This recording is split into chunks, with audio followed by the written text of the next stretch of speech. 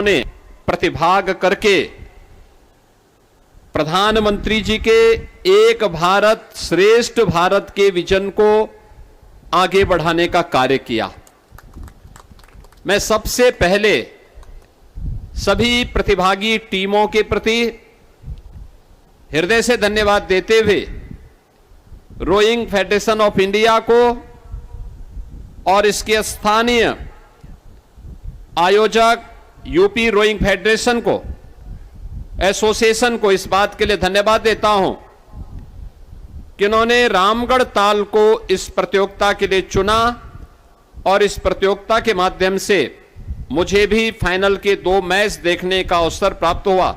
बहुत आनंद की अनुभूति हुई कि देश के अलग अलग कोने की टीम यहां पर आकर के इस रामगढ़ ताल का जो सही उपयोग होना चाहिए था, वह सही उपयोग इन युवाओं के भविष्य को सजोने संवारने के साथ ही भारत की सामर्थ्य को दुनिया के सामने प्रस्तुत करने में उपयोग हो रही है।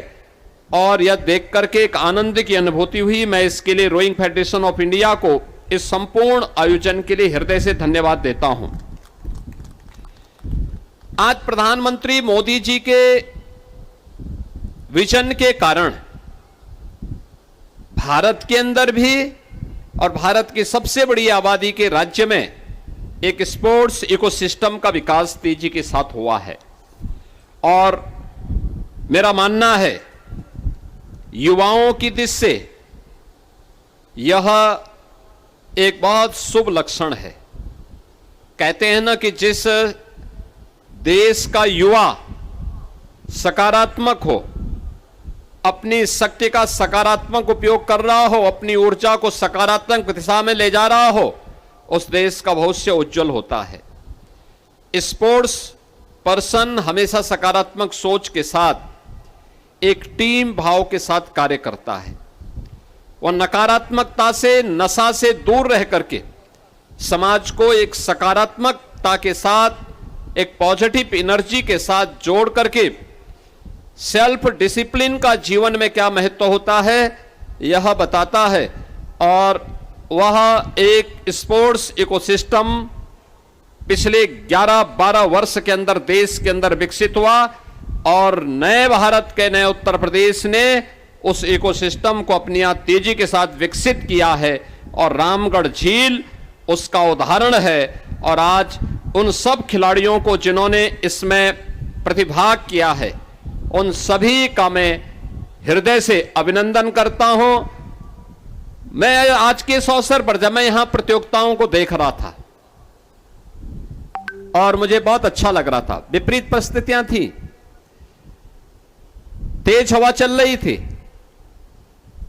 लेकिन तब भी मुझे उस समय महान साहित्यकार सोहनलाल द्विवेदी की पंक्तियां याद आ गई, जो उन्होंने कहा था कि लहरों से डरकर नौका पार नहीं होती, कोशिश करने वालों की कभी हार नहीं होती। याद करना यह जीवन का सच है। जो भाग गया, जो डर गया, वो मर गया। जो भाग गया उसको समाज, देश और ईश्वर भी कभी माफ नहीं करता है, कभी माफ नहीं करता है। और इसीलिए जीवन का एक ही मंत्र है और वह है चरैवेति चरैवेति का। चलते रहो, चलते रहो।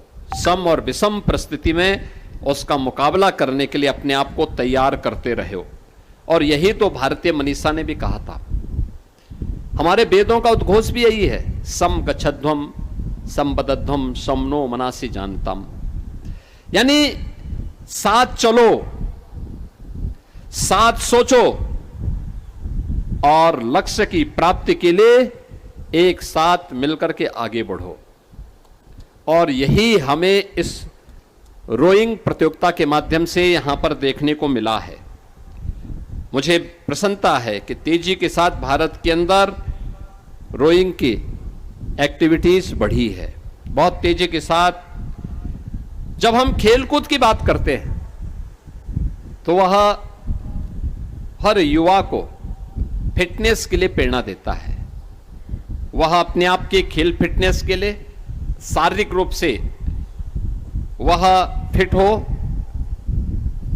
मानसिक रूप से दृढ़ हो, और जब इस शारीरिक और मानसिक रूप से कोई व्यक्ति मजबूत होता है तो वही मजबूती के साथ सोचने की सामर्थ्य भी विकसित कर सकता है। ऐसा नहीं कि पल पल में बदल जाए। अवसर देख करके भागने की स्थिति नहीं होनी चाहिए। और आज यही कारण है कि इस सारा इकोसिस्टम आज देश के अंदर विकसित हुआ है। भारत आज विश्व रोइंग मानचित्र पर एक बड़ी शक्ति बनकर के उभरा है। हमने इसको देखा है। स्पोर्ट्स साइंस, डेटा एनालिटिक्स, आधुनिक प्रशिक्षण और मानसिक फिटनेस, यह वर्ल्ड चैंपियनशिप के लिए आज की आवश्यकता है। और ये सभी कुछ आज देश के अंदर होने वाली प्रतियोगिताओं के माध्यम से आज उपलब्ध हो रही हैं।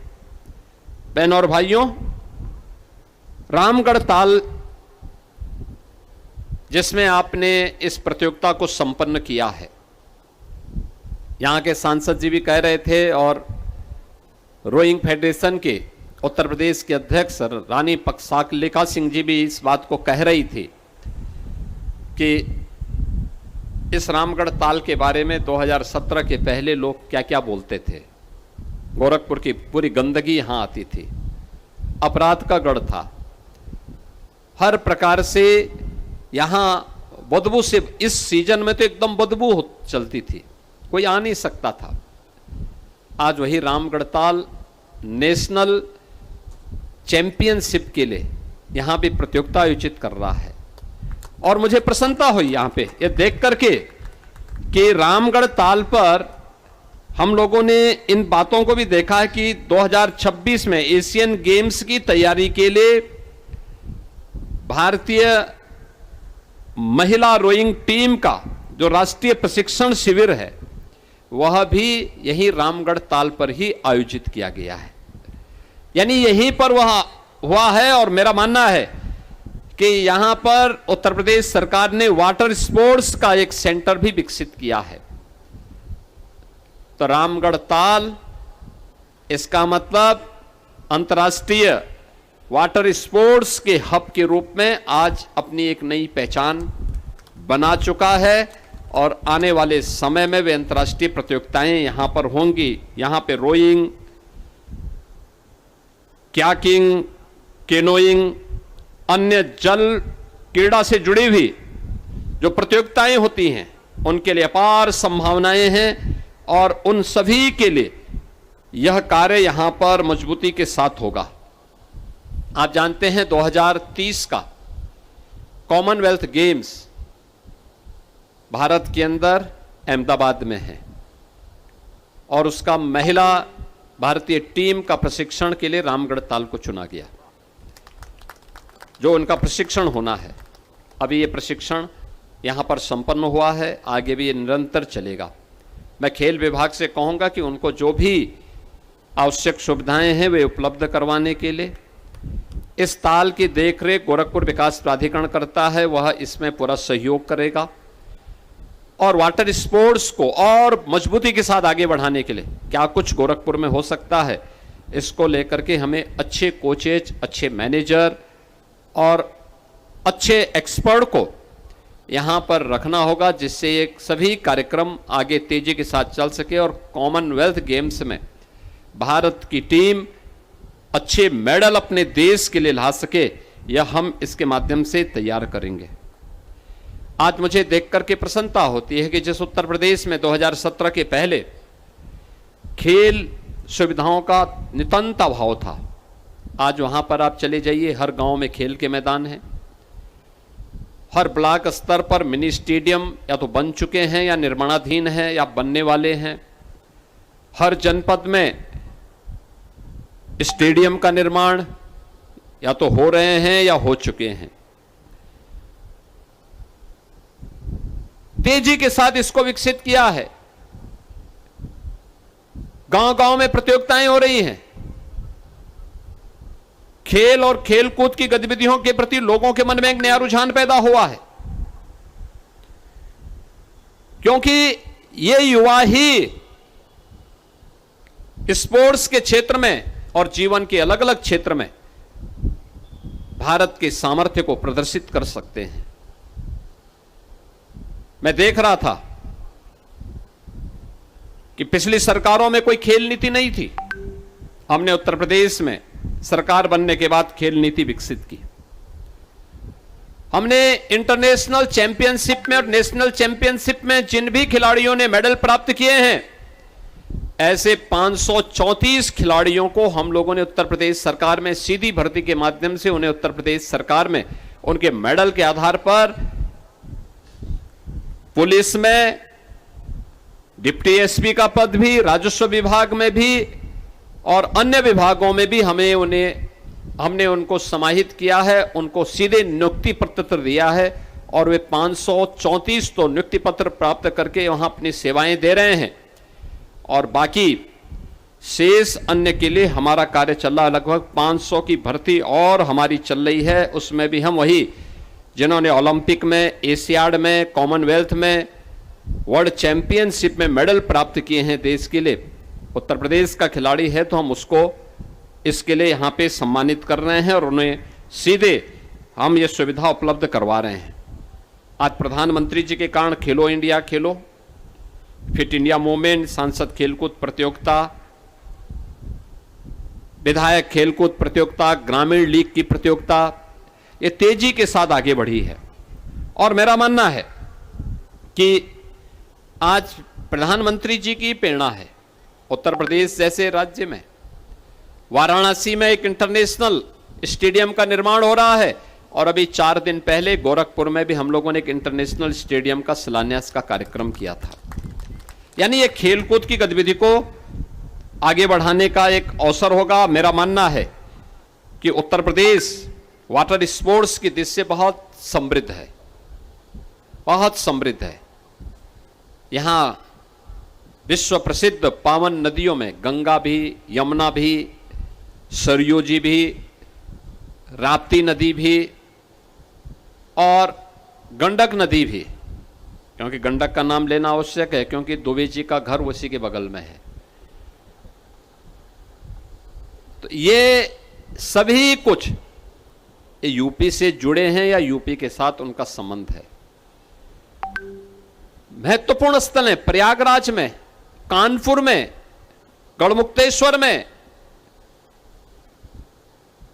मिर्जापुर में, वाराणसी में, बलिया में और कुशीनगर में भी वाटर स्पोर्ट्स की गतिविधि आगे बढ़ सकती है। आज रवि किशन नहीं आ रहे थे तो दुबे जी ने कहा कि मैं आऊंगा उनकी जगह, उनके पास समय नहीं होगा लेकिन मैं आता हूं। वो आ गए, लेकिन अन्यथा वो बोलते कि हाँ ये प्रतियोगिता हम कुशीनगर में भी कराना चाहते हैं। यानी ये चीजें हो सकती हैं और मुझे लगता है कि ये सभी कार्यक्रम के लिए हमारे पास अच्छा आधुनिक और सशक्त इकोसिस्टम हमारे पास मौजूद है। मुझे बहुत अच्छा लगा आज जब मैंने यहाँ पर कुछ खिलाड़ियों को जिन्होंने यहाँ पे जूनियर रोइंग प्रतियोगिता में, नेशनल रोइंग चैंपियनशिप में आज यहाँ पर मेडल प्राप्त किए हैं, मैं प्रतिभागी सभी खिलाड़ियों को अभिनंदन करता हूँ, उनका स्वागत करता हूँ।